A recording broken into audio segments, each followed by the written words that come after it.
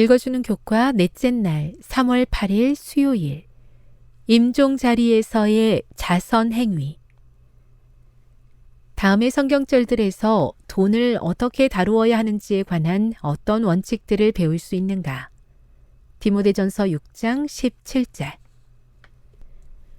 내가 이 세대에서 부한 자들을 명하여 마음을 높이지 말고 정함이 없는 재물에 소망을 두지 말고 오직 우리에게 모든 것을 후히 주사 누리게 하시는 하나님께 두며. 고린도후서 4장 18절.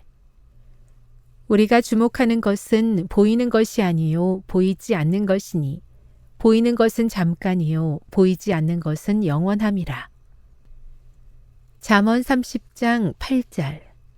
곧 헛된 것과 거짓말을 내게서 멀리하옵시며 나를 가난하게도 마옵시고 부하게도 마옵시고 오직 필요한 양식으로 나를 먹이시옵소서. 전도서 5장 10절. 은을 사랑하는 자는 은으로 만족하지 못하고 풍요를 사랑하는 자는 소득으로 만족하지 아니하나니 이것도 헛되도다. 돈은 인간에게 강력한 영향력을 행사할 수 있으며 실제로 많은 사람을 파멸로 이끌었다. 이미 많이 가지고 있으면서도 돈에 대한 욕심 때문에 끔찍한 일을 저지른 사람들에 관한 이야기를 들어보았을 것이다. 하지만 그렇게 하지 않을 수 있다.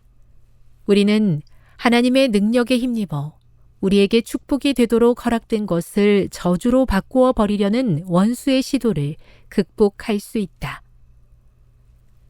죽음을 위해 준비하는 충실한 청직이라는 문맥에서 사람들이 마주하는 위험 중의 하나는 죽을 때 다 주고 가면 돼 라고 자신을 합리화하며 마지막 순간까지 재물을 쌓아두고자 하는 유혹이다. 물론 이렇게 하는 것이 다 써버리는 것보다는 낫지만 우리는 그것보다 더 잘할 수 있으며 실제로도 더 잘해야 한다. 나는 많은 사람들이 사업에 바치지 않고 붙들고 있으면서 죽을 때에 자선하게 될 것이라고 그들의 양심과 타협하고 있는 것을 보았다. 그들은 살아있는 동안 무엇인가를 주기 위하여 하나님을 믿는 믿음과 신뢰를 좀처럼 발휘하지 않는다. 그러나 임종시로 한정된 자선행위는 그리스도께서 그분을 따르는 자들에게 요구하시는 바가 아니다. 그것은 살아있는 자들의 이기심에 대한 변명이 될 수 없다. 마지막 순간까지 재산을 굳게 붙들고 있는 자들은 그것을 사업에 바치기보다는 오히려 죽음에 바치게 된다. 손실은 계속적으로 발생하고 있다. 많은 사람들이 자선 행위를 의도하지만 임종 때로 지연시키는 사이 그 행위는 실현되지 않고 재산은 여러 가지 방법으로 손실된다. 그리고 사탄은 재물이 창고 속으로 전혀 들어오지 못하도록 방해하기 위하여 활동한다.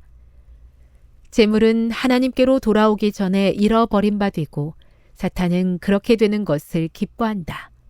교회 증언 5권 154. 교훈입니다.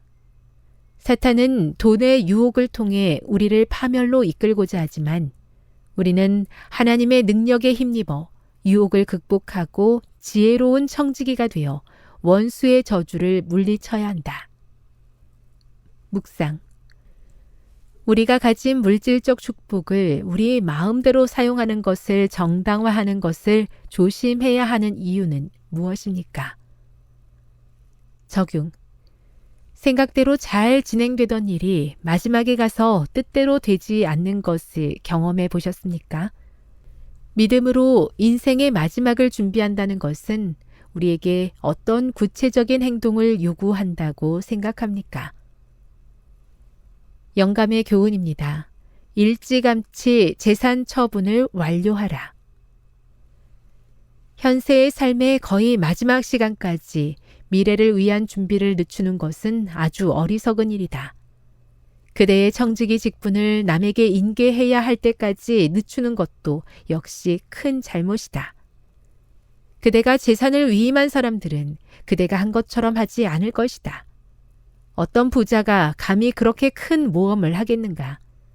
재산 분배를 임종시까지 기다리는 자들은 하나님보다는 사망 자체에 그 재산을 양도하는 것이다.